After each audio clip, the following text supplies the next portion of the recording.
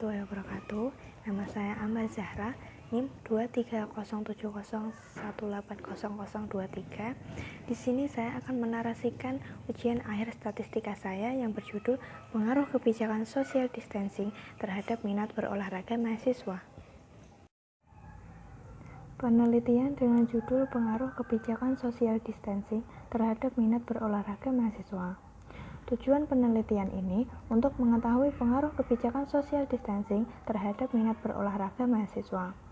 Sampel diambil dari responden kuesioner yang dibuat menggunakan Google Form dan didapatkan respon sebanyak 13 mahasiswa yang diberi perlakuan sebelum dan sesudah kebijakan social distancing.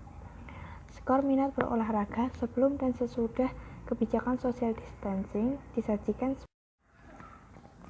Penelitian ini merupakan penelitian kuantitatif, karena penelitian ini akan membandingkan satu variabel dengan variabel lainnya.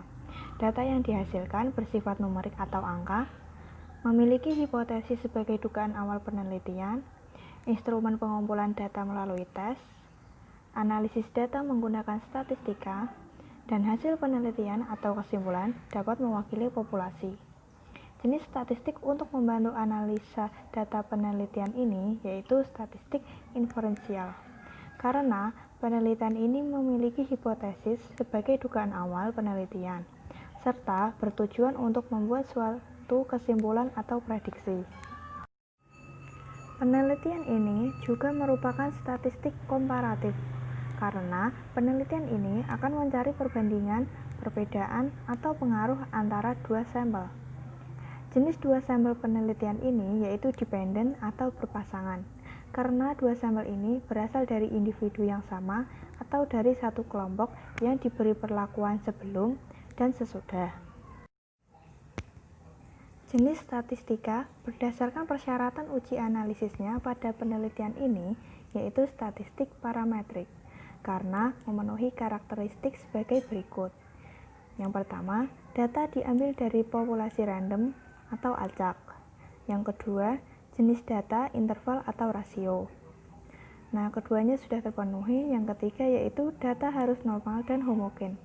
Untuk mencari data di atas tadi normal atau normal dan homogen, bisa kita uji menggunakan uji normalitas dan uji homogenitas. Yang pertama yaitu uji normalitas. Pada penelitian ini, metode yang saya gunakan untuk menguji kenormalan sebuah data adalah Shapiro-Wilk. Shapiro-Wilk adalah sebuah metode yang digunakan untuk mengolah data sampel berukuran kecil. Ada beberapa syarat yang harus dipenuhi oleh data yang akan diuji kenormalannya menggunakan metode ini, yaitu yang pertama, data berskala interval atau rasio. Yang kedua, data berupa data tunggal yang belum dikelompokkan pada tabel distribusi frekuensi. Dan yang ketiga, data sampel diambil secara acak. Atas data sebelum kebijakan social distancing. Langkah pertama yaitu hipotesis. HNL-nya data berdistribusi normal, H1-nya data tidak berdistribusi normal. Langkah yang kedua yaitu nilai level signifikansi 5% atau 0,05. Langkah yang ketiga rumus statistik penguji. Langkah pertama itu nilai D, yaitu D-nya ketemu 987,076 sekian.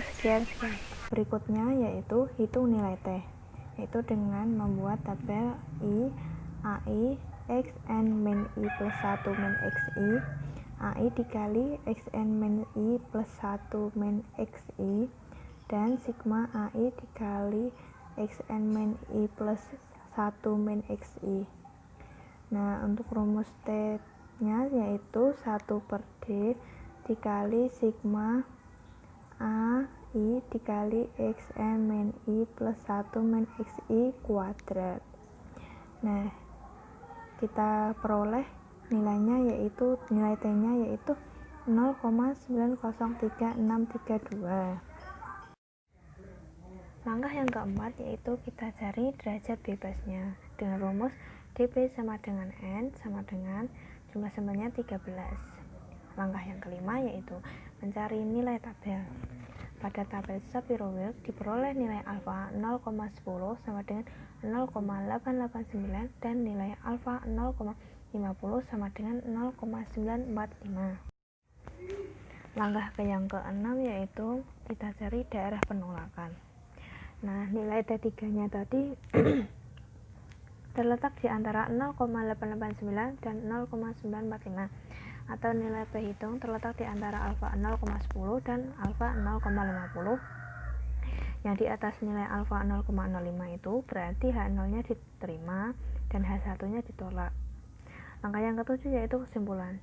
Jadi, data sebelum kebijakan social distancing berdistribusi normal. Untuk uji normalitas data sesudah kebijakan social distancing sama dengan yang sebelum kebijakan social distancing, bisa dilihat sendiri ya. Selanjutnya kita akan uji homogenitas. Uji T untuk uji homogenitas sampel dependent digunakan untuk menguji asumsi homogenitas varian dari dua data pada kelompok kelas yang berasal dari kelompok atau sampel yang sama. Diperoleh data penelitian tentang minat berolahraga dari 13 mahasiswa yang diberi perlakuan sebelum dan sesudah kebijakan social distancing pada tabel berikut. Menggunakan uji T untuk homogenitas sampel dependent diperoleh perhitungan sebagai berikut. Langkah yang pertama hipotesis, H0-nya variannya itu sama atau homogen, H1-nya variannya tidak sama atau tidak homogen. Hipotesis statistiknya bisa dilihat. Langkah yang kedua menentukan harga standar deviasi dan rata-rata standar deviasi masing-masing kelompok dengan menggunakan tabel bantu yaitu sebagai berikut. Guys, berdasarkan tabel bantu di atas diperoleh harga untuk S1 dan S2, yaitu S1-nya itu 82,26, S2-nya 177,02.